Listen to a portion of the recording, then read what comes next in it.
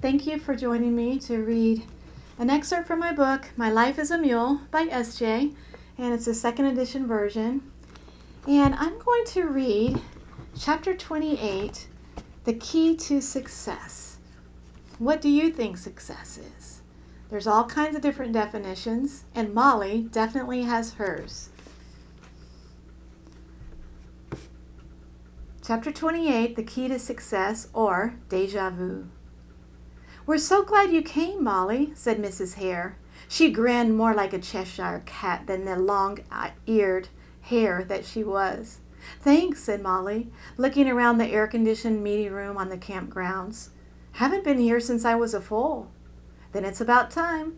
The hare rubbed her furry paws together with glee. "We've been inviting you to these advanced classes for ages. How is it we got lucky this time?" "Another workshop was canceled," Molly answered truthfully, "so I thought, why not?" Now a college freshman, Molly remained undecided as to her major. That was the real reason she chose to attend the workshop after her sorority rescheduled its retreat. Maybe I'll find some direction, she had thought. She would, but not in the way she expected. "And what workshop was that, dear?" Mrs. Hare asked. She waited for Molly to respond, tapping an expandable pointer against the metal window frame. Her eyes, like saucers, shone with curiosity. Molly opened her mouth to explain, but then snapped it shut. What's going on, she wondered. She leaned against a table and felt a faint wave of vertigo wash over her. Disoriented and dizzy, she maintained her silence. "Well, we're sure glad you're here," Mrs. Hare said to the rest of the gathering. "Aren't we glad that Molly could make it?" Barely audible murmurs of agreement floated around the pristine room. The manufactured breeze ruffled Molly's mane. "This isn't like I remember it," she said to the instructor. "There have been upgrades." Mrs. Hare puffed her shoulders back with pride. She had chaired the improvement committee. Molly glanced out the window and up towards the woods. "The camp cabins are still there," Mrs. Hare said. "You can check them out later.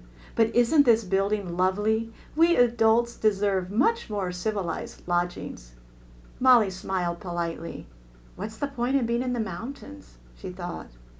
Now addressing the group, Mrs. Hare said, "Welcome to camp.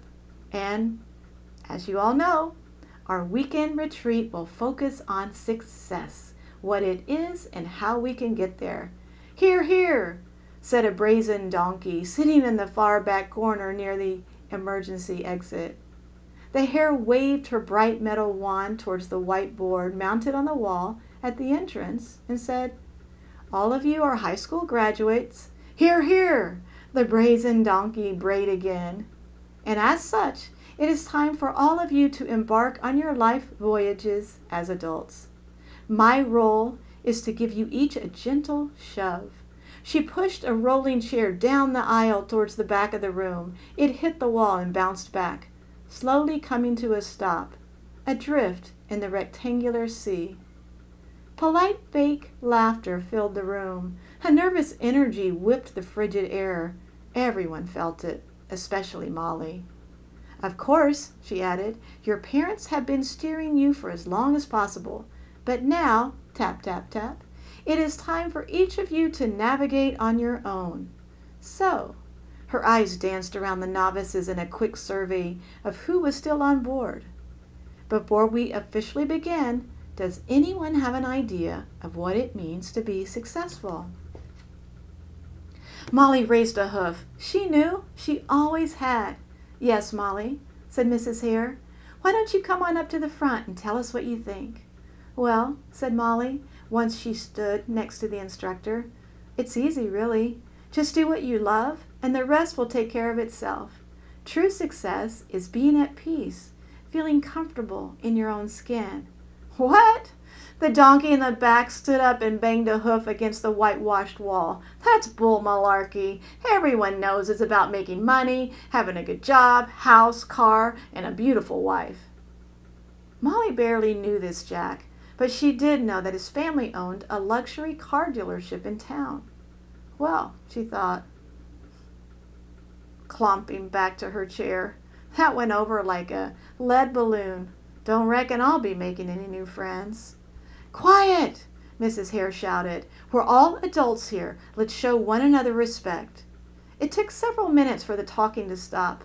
No longer a polite murmur, it was clear that Molly was the only one who considered being at peace a mark of success. "Thank you, Molly dear." The Hare smiled politely. "That was really sweet. But now we're going to talk about the real world and how you can empower yourselves to be successful." The rest of the weekend, Molly was absent. Oh, sure, she was physically present. She had made a commitment and was going to stick to it. But rather than listen to what she now realized was nonsense, she withdrew into her private world, a world where only love and peace mattered. "Perhaps it's a fantasy to others," she thought, "but I know what's real. I can feel what's important." As soon as Mrs. Hare set her pointer down, signaling the completion of a workshop segment, Molly sprinted out the door. She sought solitude in the ancient forest, hiking along narrow trails and stopping occasionally by a mountain stream heavy with boulders. She dipped into the frigid pools or sat at the water's edge and thought, "Am I crazy, God? True success is being at peace, isn't it?" She received no clear reply, saw no thunderbolts, nor heard no booming voice. Instead, she experienced a calmness which arose light years from her conscious mind. The fluffy lightness reminded her of how she felt whenever she practiced what her best friend Harriet had taught her. "Focus on your heart, Molly. That's the source of all love." How is it, she wondered, that what Harriet taught me brings me peace, solace, but not what I've been told I'm supposed to believe? Towards the end of her stay, Molly stumbled upon the old campfire site she had visited as a young foal. Memories from that time, reborn from the long-cooled embers, drifted into view. Butch, the camp leader, her cabin counselor, Miss Betsy, and the eagle, so wise. In the remembering came a knowing. We're all searching for the same thing. In every trinket we buy, in every experience we have, all we're really ever wanting is to be at peace, to feel happy and connected. We've just gotten lost and forgotten that we already have that which we are seeking. "Molly!" Mrs. Hare called from the top of the hill. "Whatever are you doing down there? We've got to get going. The van leaves in 5 minutes." Where am I? Molly thought. When am I? A strong feeling of déjà vu permeated her fog of bliss. This happened before. I remember. But before she could remember, Mrs. Hare screamed at the top of her lungs, "Molly, come now!" Her screech effectively brought Molly back to earth, to the realm of the living, to the real world, a world which revolved around material accumulation and accomplishment. "That's my girl," she said as Molly trotted up to meet her. "We'll make a success out of you yet."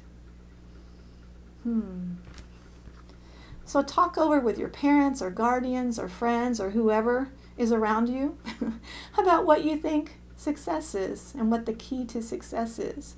Do you agree with Molly that it has to do with being comfortable in your skin and being at peace? Or do you think you need to go out in the world and make your mark and accumulate lots of stuff? Think about it, and thank you for being with me today. Aloha.